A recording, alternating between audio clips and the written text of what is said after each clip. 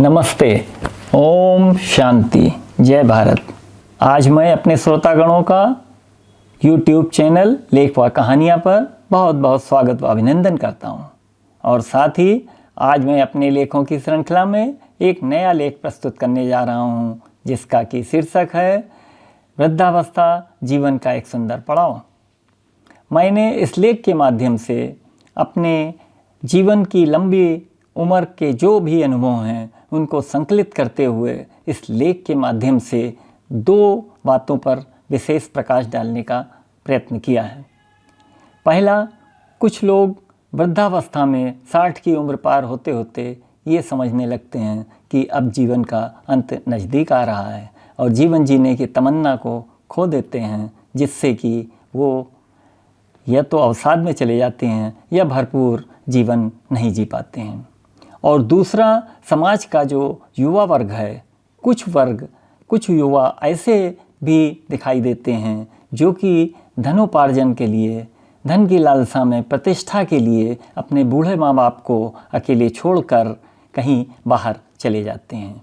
या कभी कभी यह भी देखने को मिलता है कि वो उनको वृद्धाश्रम तक भी पहुँचा देते हैं। ये समाज का बहुत ही अशोभनीय पहलू है। इसी को मैंने विशेष रूप से इस लेख में एक शिक्षा के माध्यम से समाज को व परिवार के जो युवा वर्ग हैं उनको यह समझाने का प्रयत्न किया है कि हमारे वृद्ध जन हमारे समाज के एक बहुत महत्वपूर्ण अंग हैं। उनका अनुभव, उनकी कहानियाँ, इससे यदि हम लाभ उठाकर अगर हम अपना जीवन यापन करें तो हम एक बहुत ही सुंदर समाज बना सकते हैं। मैंने अपने जीवन के अनुभव व इस लंबी जीवन यात्रा में जो भी अनुभव संकलित किए हैं उसको इस लेख के माध्यम से प्रस्तुत करने का प्रयास किया है। आप इसको अवश्य सुनें और अपने जीवन में उतारने का प्रयास करें। आपका अनुमोदन हमारी लेखनी की ताकत होगी और यही हमें प्रेरणा देगी कि और अच्छे विचार और अनुभव लेकर मैं आपके समक्ष लेखों के माध्यम से प्रस्तुत होता रहूं।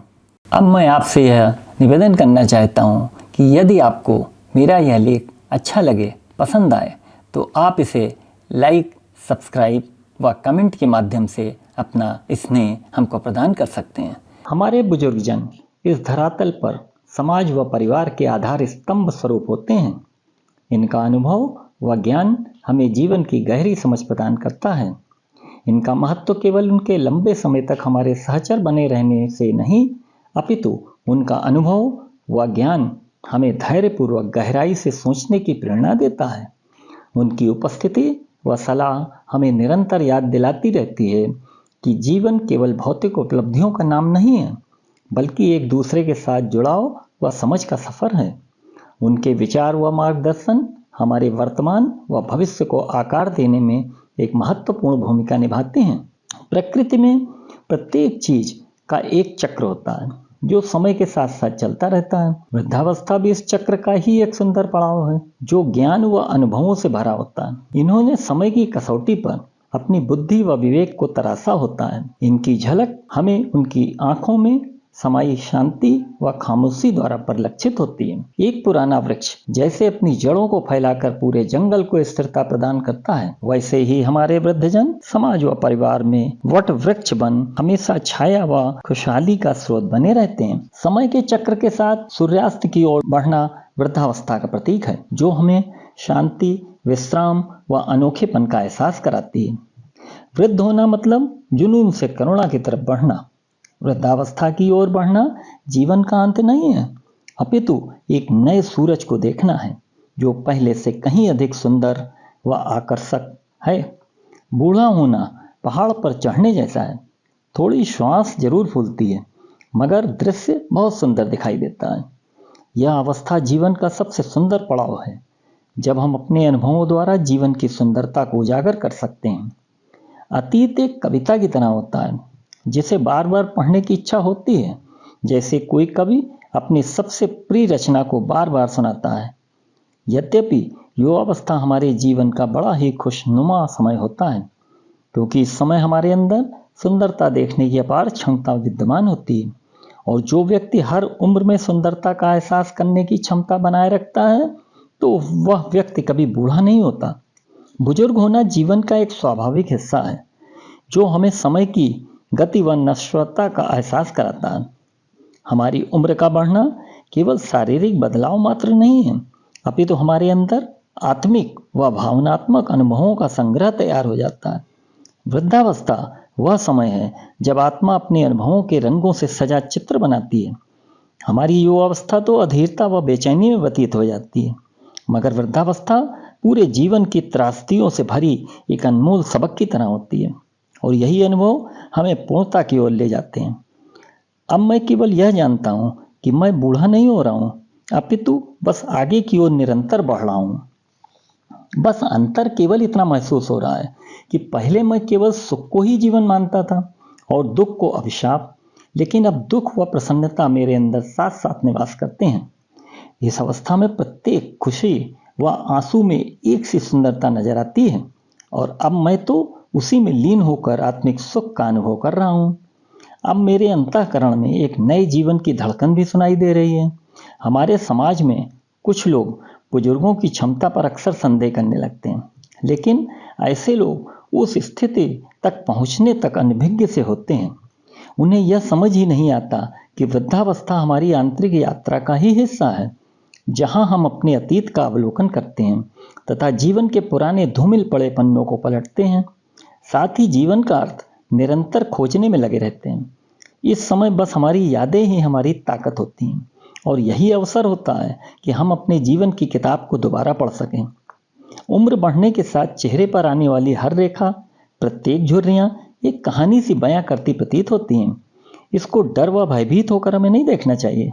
इस उम्र में जीवन की सादगी व गहराई दोनों समझ में आने लगती है। उठो, चेतना युक्त होकर एक दूसरे को गले लगाओ और प्यार करो। अनुभव करो कि उम्र के इस आसमान में तुम्हारी आत्मा चमक कर चारों ओर अपनी आभा बिखेर रही है। हमें यहाँ यह समझना अति आवश्यक है कि हम अपने जीवन में कितना अनुभव कर पाते हैं, न कि हम कितनी लंबी उम्र जी पाते हैं। साथ ही यही अवस्था हमें समझ प्रदान करती है कि हमारा भावनाओं और विचारों पर कितना नियंत्रण है। जीवन का अर्थ है कि एक दिन हमें रुक जाना है, लेकिन इसका वास्तविक अर्थ कि जब तक हमारी श्वास है, जीवांत रहते हुए जीवन यापन करना है। इस अवधि तक आते आते सुंदरता, अर्थहीनता व शाश्वत रहस्य सब कुछ साफ साफ दिखने लगता है। अब जीवन की सांझ आते आते मैं उम्र की रेखाओं को और गहरा होते हुए महसूस कर रहा हूँ। मैं अब अपनी बढ़ती उम्र की तरफ देखता हूँ तो इसे संजोता हूँ, प्यार करता हूँ, क्योंकि मैं जानता हूँ कि जो इनका सही उपयोग करना जानता है वही जीवन का भरपूर आनंद ले पाता है। जैसे फल अपने खत्म होने के समय ज्यादा पसंद किए जाते हैं, ठीक उसी प्रकार जीवन भी ज्यादा आनंदमय तब होता है जब वह उम्र की ढलान पर होता है। यही जीवन के सबसे मीठे दिन भी होते हैं। इसी सार्थक दृष्टिकोण को राल्फ वाल्डो इरसन के निम्न वक्तव्य भी पुष्टि करते हैं। सर्वश्रेष्ठ धुनें तो सबसे पुराने वायलिन पर ही निकाली जा सकती हैं। युवावस्था में जहां मैं अपनी ऐच्छिक वस्तु को पाने के लिए अधीर सा हो जाता था, अब इस अवस्था में यह उत्सुकता धीरे धीरे नए रूप में परिणत होते हुए सी दिख रही है। मेरी आत्मा इस अनमोल खजाने का अनुभव कर पा रही है जो वर्षों की लंबी जीवन यात्रा में मुझे प्राप्त हुआ है। अब मेरी तुच्छताएं समाप्त हो रही हैं और धीरे धीरे मैं उम्र दराज होता हुआ गहन दृष्टि प्राप्त कर रहा हूँ। मेरे अंदर अनुभव, धैर्य व विश्वास की जड़ें अपना घर बनाती जा रही हैं। अब महसूस कर पा रहा हूँ कि यह अवस्था ही वह समय चक्र है जब मैं सही अर्थों में स्वयं से जुड़ पाया हूँ। इस अवस्था को हमें हमेशा जीवित रखना चाहिए, क्योंकि इसी समय हम शाश्वत रूप में युवा होते हैं। अब मेरे अंदर अपनी जवानी के बीते दिनों को जीने की इच्छा पुनः पनप रही है। यह इच्छा सुखों के अनुभव के लिए नहीं, अपितु उन संघर्षों के लिए जिसे रहकर मैं इस जीवन को इतना समझ पाया। अब मैं ऐसे दोस्तों का चयन करना चाहता हूँ जो मेरी खुशी, आज़ादी व साहसिक जीवन में मेरे सहचर बने। साथ ही मैं ऐसे लोगों के साथ वह साथी बनना चाहता हूँ जिनका पूरा भरोसा मुझ पर हमेशा बना रहे, क्योंकि ऐसे दोस्त ही जीवन की कठिन परिस्थितियों में उस स्थिति को हल्का बना देते हैं। अब मैं इसी अवस्था के दूसरे पहलू का वर्णन कर रहा हूँ।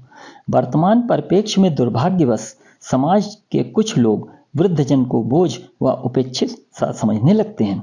यह समाज में एक अभिशाप सा प्रतीत होता है। आज के कुछ युवा पीढ़ी अपने वृद्ध माता पिता को उनके जीवन के अंतिम पहर में साथ छोड़कर दूर चले जाते हैं या उन्हें वृद्धाश्रम के दरवाजे पर असहाय छोड़कर मुख मोड़ लेते हैं।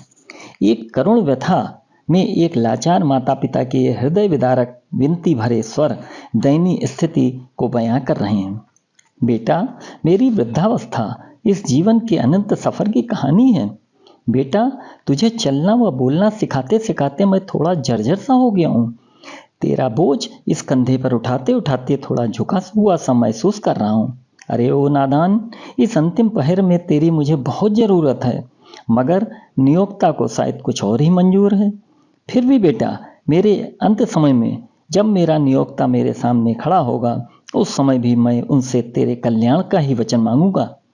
लेकिन ध्यान रखना बेटे कि जिस वृद्धाश्रम के दरवाजे पर हम और तुम आज खड़े हैं, इसकी मंजिल तुम नहीं तय कर सकते। आज जो यहाँ मुझे छोड़कर जा रहे हो, मैं स्पष्ट रूप से देख रहा हूँ कि तुम्हारी उंगली थामे एक बचपन तुम्हारे साथ भी जा रहा है। उपरोक्त कथानक का मेरा आशय उन युवा पीढ़ियों के लिए है जो पद, पैसा व प्रतिष्ठा पाने की लालसा में अपने बूढ़े माता पिता के साथ ऐसा व्यवहार करते हैं। वह अज्ञानतावश या भूल जाते हैं कि उनके ये माता पिता कोई बोझ नहीं है, अपितु वे इस धरती के जीवंत फूल की तरह होते हैं। भले ही समय के साथ व प्रकृति के नियम के साथ वह थोड़ा मुरझा से गए होते हैं, उनकी जड़ें गहरी हैं जो बलिदान व जीवित रहने की इच्छा को पोषित करती हैं। उन्हें नज़रअंदाज करना उस मिट्टी को भूलने जैसा है जिसमें हम सभी अंकुरित होते हैं। हमारे ये बुजुर्गजन अवशेष मात्र नहीं होते, वरन वे ज्ञान के सक्रिय वाहक होते हैं। इनकी कहानियाँ कला है और उनका जीवन जीवित रहने का विज्ञान। मेरे अंदर की आवाज़ कुछ और विचारों को व्यक्त करने को आतुर है।